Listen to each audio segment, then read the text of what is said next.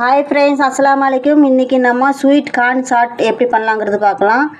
2-3 corn எடுத்து நல்லா உளிச்சு நல்லா வேக வச்சிருக்கேன் பாருங்க। அந்த மாதிரி வேக வச்சாச்சு। இப்போ வந்து ஸ்வீட் கார்ன் எப்படி பண்ணலாம்ங்கிறது பார்க்கலாம் வாங்க। வேக வச்ச கார்னை இப்போ வந்து பவுலுக்கு மாத்திக்கலாம்। ஒரு பவுலுக்கு போடுறேன்।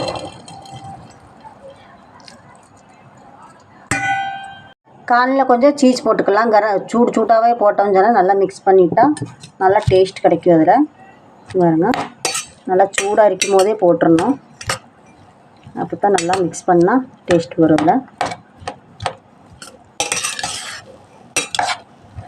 சீஸ் போட்டு நல்லா மிக்ஸ் பண்ணியாச்சு। இது கூடயே வெங்காயத்தை போட்டுடலாம்। ஒரு வெங்காயத்தை பொடியாக நறுக்கியிருக்கிறேன், அந்த வெங்காயத்தை இதில் போட்டுடலாம்। ஒரு தக்காளி பொடியாக நறுக்கி வச்சுருக்கிறேன், அந்த தக்காளியும் போட்டுடலாம்। பச்சை மிளகா 2 பச்சை மிளகா பொடியாக நறுக்கி வச்சுருக்கிறேன், அதை போட்டுடலாம்। கொஞ்சம் மல்லித்தலை பொடியாக நறுக்கி வச்சுருக்கேன், அதை போட்டுடலாம் மேலே।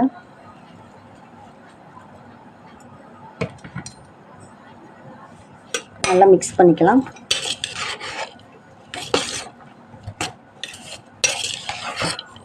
நல்லா மிக்ஸ் பண்ணிவிட்டு மசாலா போடலாம்।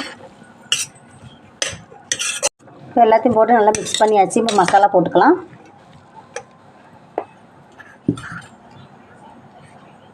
அரை ஸ்பூன் உப்பு போடுறேன், அரை ஸ்பூனு மிளகாப்பொடி, பிளாக் சால்ட் அரை ஸ்பூனு,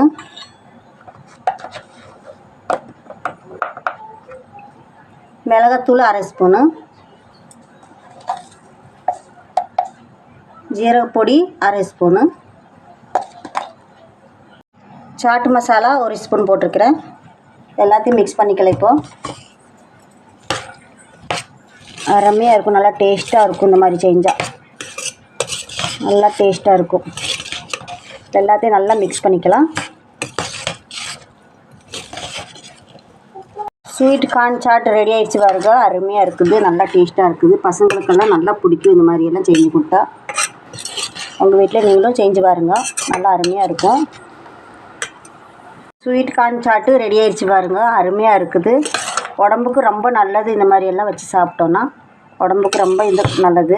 குழந்தைகளுக்கு பிள்ளைகளுக்கெல்லாம் நல்லா பிடிக்கும்। இந்த மாதிரி நீங்கள் செஞ்சு பாருங்கள் வீட்டில், உங்கள் வீட்டில் ட்ரை பண்ணி பாருங்கள்।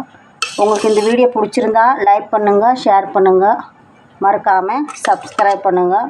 பக்கத்தில் இருக்கிற பெல் பட்டனையும் கிளிக் பண்ணிக்கிங்க, அப்போ தான் நம்ம போடுற வீடியோ உடனே உங்களுக்கு வந்து சேரும்।